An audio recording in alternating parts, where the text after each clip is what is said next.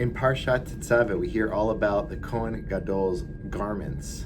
I want to share a story that appears in Sivan Rahav Meir's Ligdol about clothing and about what's beneath the surface. There's a story about a gentleman in a village who really wanted to attend a lavish party that was being thrown by a wealthy individual in the community. However, when they heard about the news that everybody's at this party, this individual couldn't get dressed up properly to go. So he figured, I'll just try my luck and go to the party, go to the banquet, and see if I'll get in. He arrived at the door.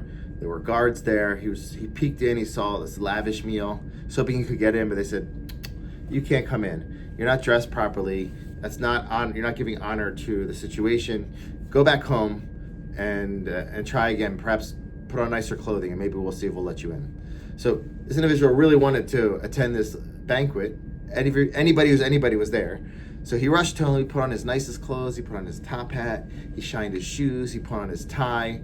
He put on his nicest suit. And he returned, and they saw him, and they said, "Okay, now you're worthy of entering into this banquet." So he enters the banquet. He was sitting down. They were serving him the most expensive food. He got there for the salad course. He took the salad, and he did something very curious. Instead of eating it, he took the salad and he poured it on his lap. And they thought, okay, this guy, people were saying to him, they thought, this guy is just a jokester, it's fine. And they brought him the soup. He did something similar. He took the soup and he poured it down his sleeve instead of pouring it down his throat. And now people are starting to get curious, like, what's he doing? Finally, he brought out the main entree. He took the food, chicken, rice, noodles. He took it and he began to pick it up to pour it over his head when the host, person who's throwing the party, rushed out there and goes, "What are you doing? You're making a mockery of this important banquet. You're taking all the food, you're not eating it, you're pouring all over yourself. Why are you doing this? These are fancy clothing, and this is a fancy occasion." The gentleman answered, he said, "I could tell when I came here that you're thinking more about my clothing than about what's beneath the surface, the individual who's wearing the clothing. You let my clothing in, but you didn't let me in. So therefore, I figured I take all this food and I feed it to my clothing. Obviously, you think that that's the most important part of my reality."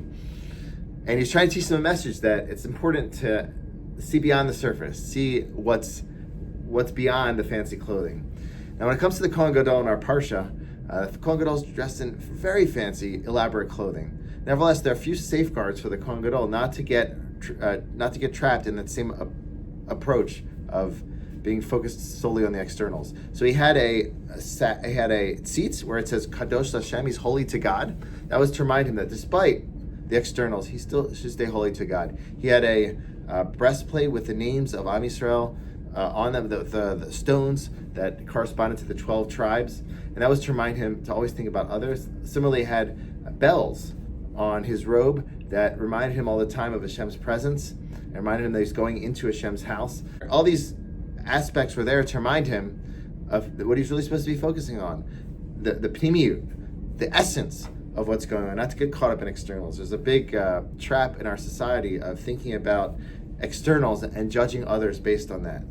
Our Parsha teaches us with the Kohen's clothing and the safeguards that are placed to enable the Kohen to not get lost in that, to look beyond the surface, to look at what's going on for real, to embrace others for who they are, not just for what they're wearing, for who they are, not for which social groups they're finding themselves in, for who they are, and not for how we view them or perceive them based on our own understanding. Really try to embrace others for who they are, what they are, and be able to see beyond the surface. That's a deep message that emerges from our Parsha. Shabbat Shalom.